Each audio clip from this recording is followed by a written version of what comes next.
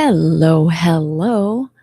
I am doing a couple things at the same time. So I'm going live on YouTube at the same time, going live on Facebook. I mean, Instagram. Oh, it says I can't go live. That's interesting. I wonder why. Well, okay, so YouTube live. So that's perfect. What I want to talk about today is energetic protections and how that looks in real life. So the story particularly that I want to tell, well, there's two stories. So let me start with the first story that happened a long time ago. I felt under attack and I was under attack. And I got really good at energetically protecting my space. I protected my space so well that if individuals who had attachments came to my door, they would find a reason to not come in. Like, I had somebody over for coffee one day, and as soon as they got to my door, they were like, "You know what? I think I might have left the stove on at home. I'm so sorry. I have to go." And at first I kind of thought, "Well, that's so crazy. Why would you?" I don't know. Like, they wouldn't even step in. So then it became apparent because it kept happening. And they were um, people that I kind of felt had something off. And that's my own intuition at work, right? That's my own clairvoyance, clear feeling, knowing. And so what I found was that anybody who had an attachment would come to my door and just like leave. They wouldn't stay. So that's kind of the beginning of me understanding how energy protection works. So many years later, I was holding space for and photographing a retreat. And we did an energetic protection around the space where the retreat was being held. And there was a retreat participant who came in who definitely had an attachment. And by an attachment, I mean an entity that is manipulating the energy force of that individual and usually stealing energy from that individual in a negative way. So they'll have negative synchronicities in their life. They'll feel sick. They'll feel tired. They don't feel good. And you can see, I can see it. You can see it in individuals who have a very stressful life. Their life is usually stressful because they're under attack. And anyway, this individual came into the retreat and, kind of threw a wrench in it, to be quite honest. But what happened was very interesting because this individual did not fully participate. They isolated in their room and they got kind of sicker and sicker as they were in this space, eventually leaving early. And the question from the individual that held the retreat was, wow, so if we did all these protections, how did they get in the first place? And my only answer at the time was, it doesn't really work like that. But I have a better answer now. But it does start with the same thing, which is it doesn't really work like that. So you have people who are unaware that they have an attachment. The attachment might not be mutual. Let's put it that way, right? But if you have somebody who has an addiction to an attachment, which is basically an addiction of any sort. So if you have an alcohol addiction, a drug addiction, a sex addiction, all of these things are an attachment that you are also attached to. You've become accustomed to the feeling, the mini rush that happens in those addictions, but it never lasts. and it takes from you, right? That's the sign of an attachment. So when you have an individual who has an attachment that they are also attached to, it takes much more than, you know, an energetic space protection to get that entity off that individual. So, but so it did still work because this individual left early, they self-isolated, and they got sicker and sicker, and eventually forcing them to leave.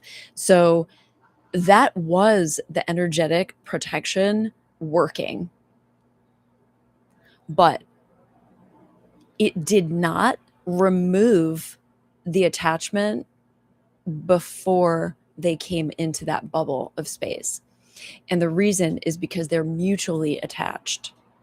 And when you have an attachment that's that powerful and it's a mutual attachment, it's going to take more than a simple space clearing to remove that attachment. You know, you might need multiple individuals working on that individual specifically to remove that attachment. And even then, it might be hard if the person who has the attachment themselves is not wanting to give it up, you know, because ultimately we have free will and we are allowed to have that if we want to have that. So, you know, you can see how it gets very nuanced and very, I want to say, tricky in that space. You have to use your intuition and know kind of what you're dealing with.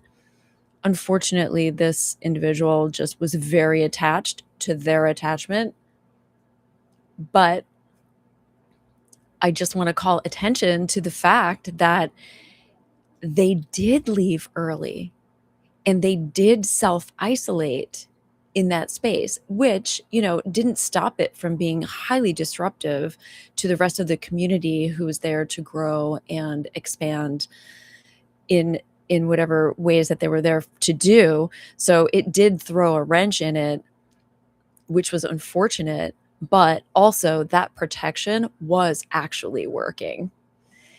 And that's kind of what it can look like. It's not cut and dry because we're dealing with forces that we can't see and different levels of power in that realm, right? So somebody who has like a mini attachment, like maybe floating around them, they're not attached to it. They want to get better. They want to heal. They want to upgrade their frequency. So that's a very easy attachment to release from an individual because the individual wants it to. But when it's mutual attachment, is very difficult. Is very, I mean, you're talking about like an exorcism, right? Because that they're attached. They don't want to let it go. They want to keep it because they on some level actually enjoy it. But what they don't know, because they've been entrained to that relationship, is that it is better on the other side when you remove that attachment. But you might not have, excuse me, you might not have the highs and lows that the attachment can bring to you because it's a very much a pendulum swing. Like you're going to have ecstasy and then misery and then ecstasy and then misery. And some people are really addicted to that because when you remove that, life gets a little more basic. You know, it's not like an action movie every second. But when you have those attachments, it can be. And the reason for that is because they need that energy.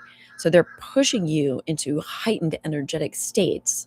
Like, you know, your fear response, fight or flight, is juicy for them. They just like suck that right up. They love it. So if you find somebody who's in that space a lot, usually they do have an attachment. It is pulling them down. Anyway, that is what I wanted to say today. So let me know if you have any questions because I love talking about this stuff. And I'm looking for other people to talk to about it. So if you want to hear more and you want to chime in, I would love to hear your thoughts on that. And if you have a situation where you're doing protections and it's working or it's not working, or what are the nuances that you're finding in that? I'd love to hear from you. Just drop a comment below. I'll be sure to answer all comments. And I look forward to going live with you guys more because we can. And how much fun is that, right? Okay, so I guess that is it for today. And I will sign off and I will see you next time. If you haven't, be sure to like this video and subscribe to this channel because my intention is to grow it massively this year and hopefully get a lot of wisdom out in the world for all the star seeds out there who need it. And that's it. Yeah. All right. All right, you guys. Sending hugs and kisses and love and light and darkness and trudging through and warrior vibes. You got this. You're made for it. You're here for it. And I'll see you next time. Okay. Bye.